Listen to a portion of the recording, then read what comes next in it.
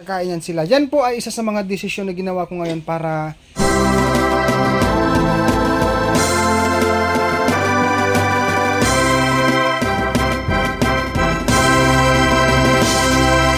alam po natin lahat na hindi ganon kadali, hindi ganon kasimple. Hi mga ka-farmers, magandang araw po sa ating lahat. Welcome back po sa aking channel.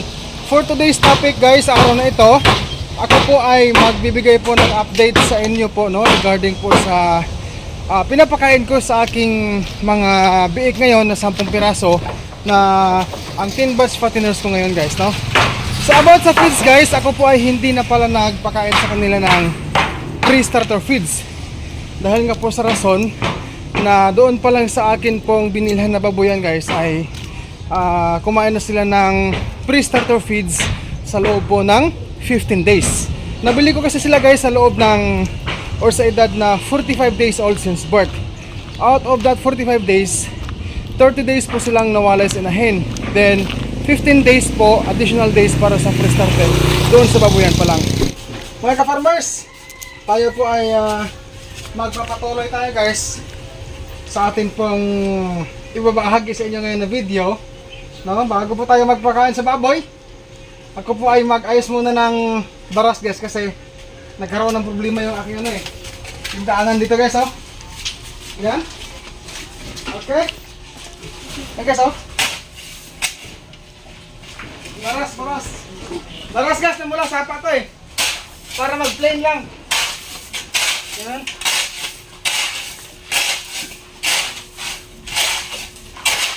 Bahala ko dito kasi simintahin.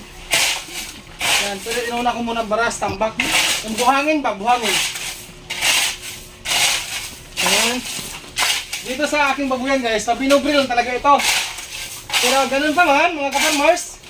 Kahit na pampinobrilan to, pero okay na po ako dito. Biyaya na po ni Lord sa akin to. Ayusin ko lang ha. Para hindi tayo matisog guys. Para mas maganda yung paglapat natin.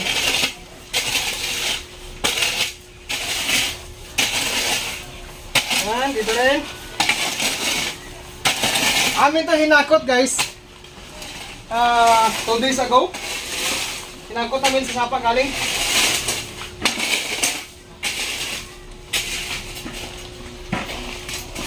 Yan.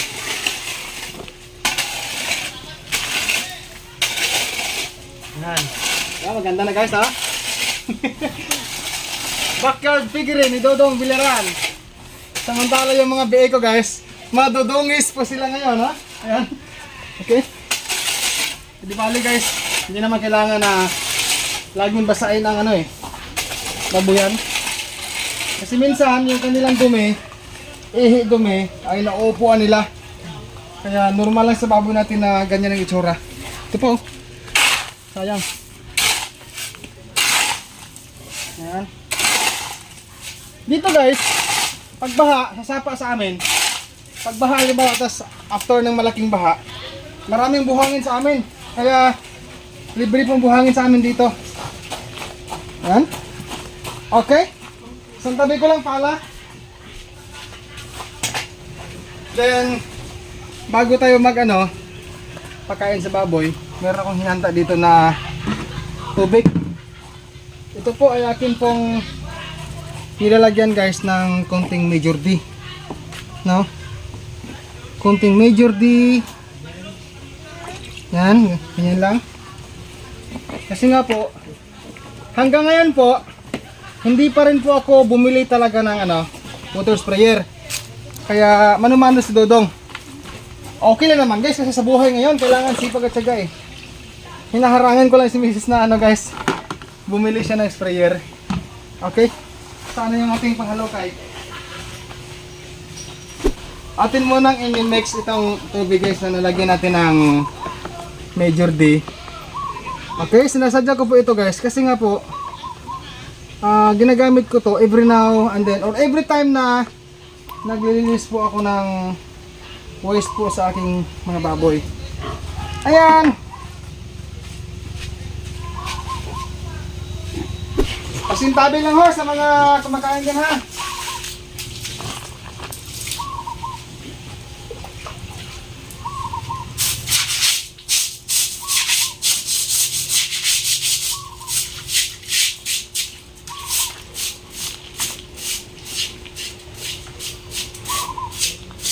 diretso po sa compost pit or septic tank ng aking babuyan. Ayan. Pakita mo nga ito. Ang ganda ng posisyon niya, oh. Nakaupo talaga sa simento. Sa may tasanan.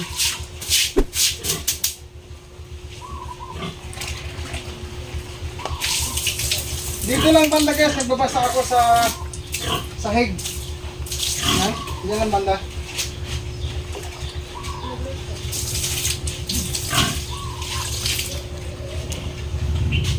Okay.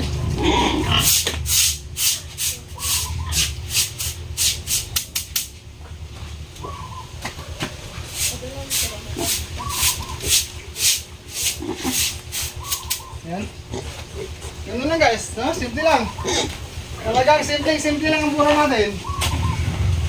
Simple lang ang buhay ni Totong. Yan, kailangan linisin. Kailangan linisin para hindi mamahay o hindi mamugad ang mga bulati, mga parasites, mga bakterya, mga mikrobyo. Pagkatapos mo dyan, paki-flat pa konti ito. Saan? Ito, medyo mataas Wala pa. Oo. Okay lang? Baka matisod ulit ako lang. No problem. Yan. Ganyan. Oo. Okay. Thank you.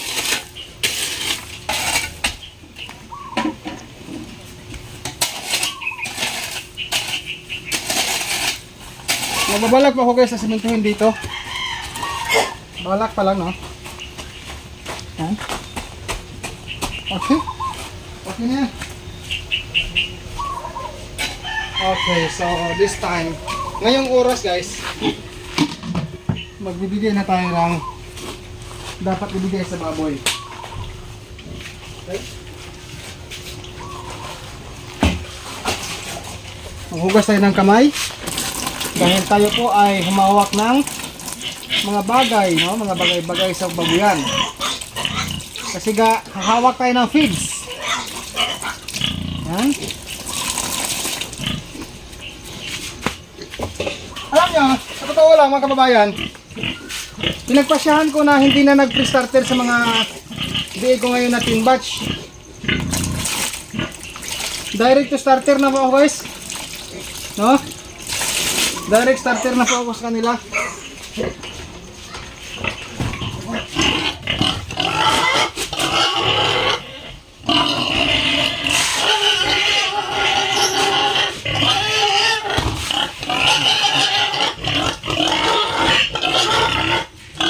Ayan na, ingay na.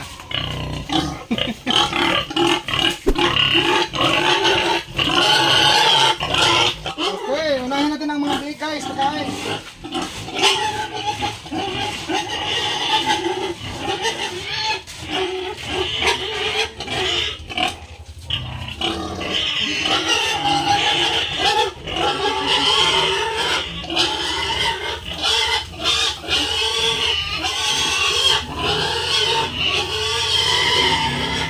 Actually guys, sila ay busog pa.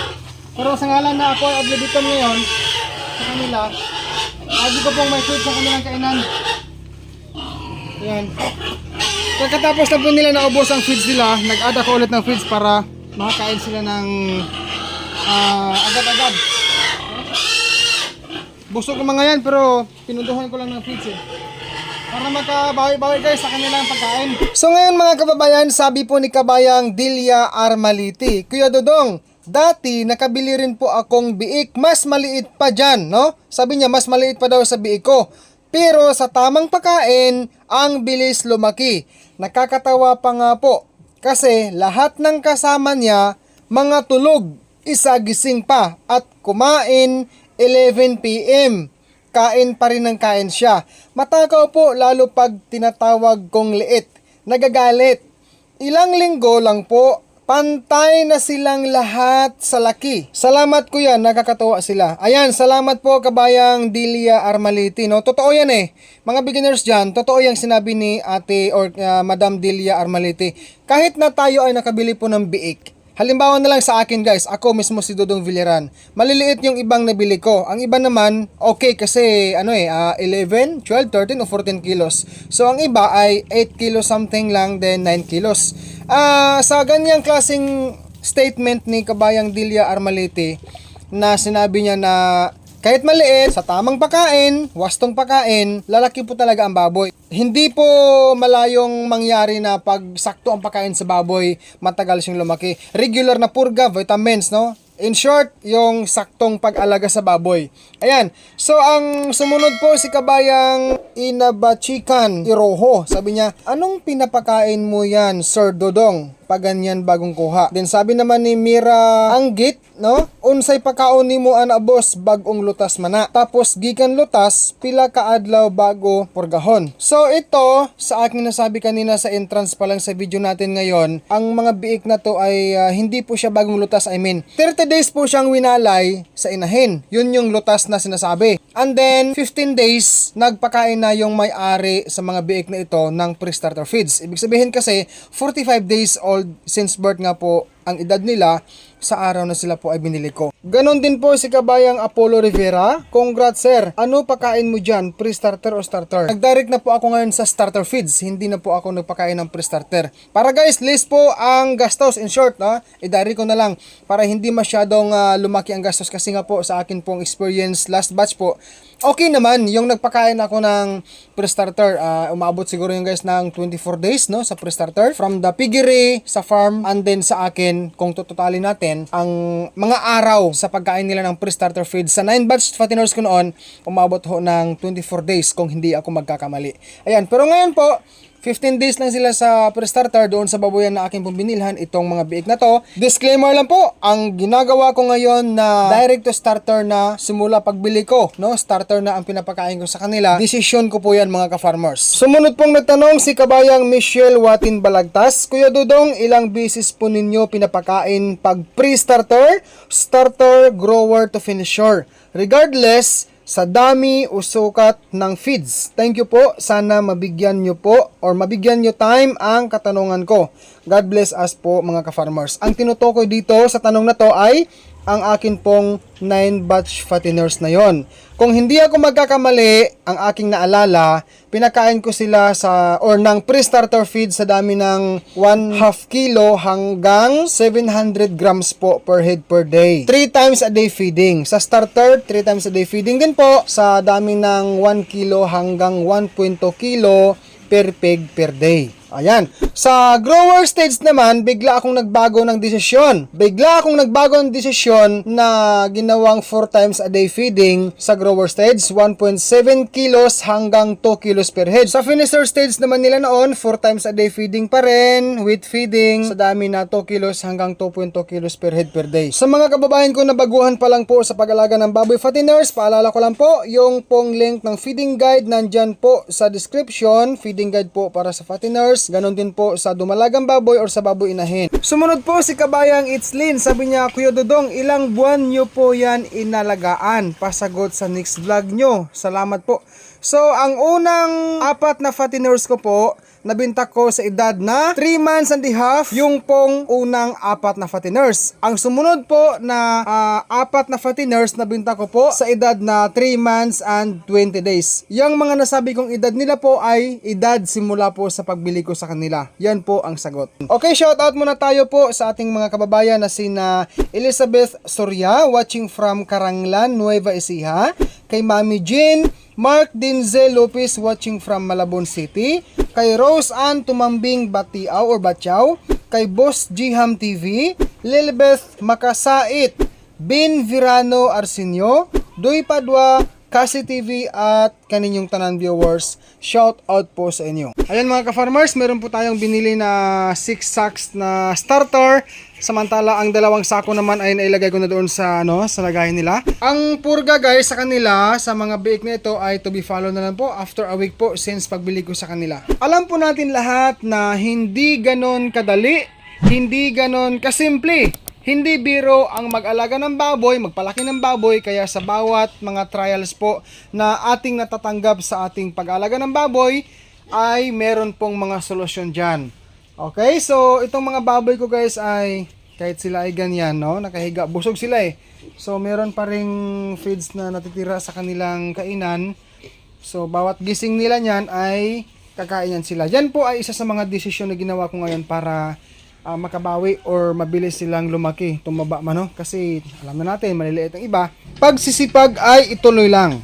Ang King's Vita Plus Animal Feed Supplement mabibili po sa Agrivet stores nationwide. Kung hindi ito available sa inyong lugar, maaari po kayo mag-direct order sa Shopee sa KBM Agrivet Lines. Pwede rin sa Facebook page ng King's Vita Plus Animal Feed Supplement. Link nila ay nasa description, o pwede po kayo mag-text o tumawag sa kanilang cellphone number 0917-795-0220. Available po ang COD or cash on delivery. Paki-follow din po guys ang Family VTV. Maraming salamat po sa inyong lahat. May iba tayo guys. Ngayon po ay wala na pong baha sa amin. Malinaw na po ang tubig ng sapa dito sa amin. Salamat po mga ka-farmers sa panonood. Subscribe and hit the bell ring for more upload. God bless po sa ating lahat mga ka-farmers and peace out everyone.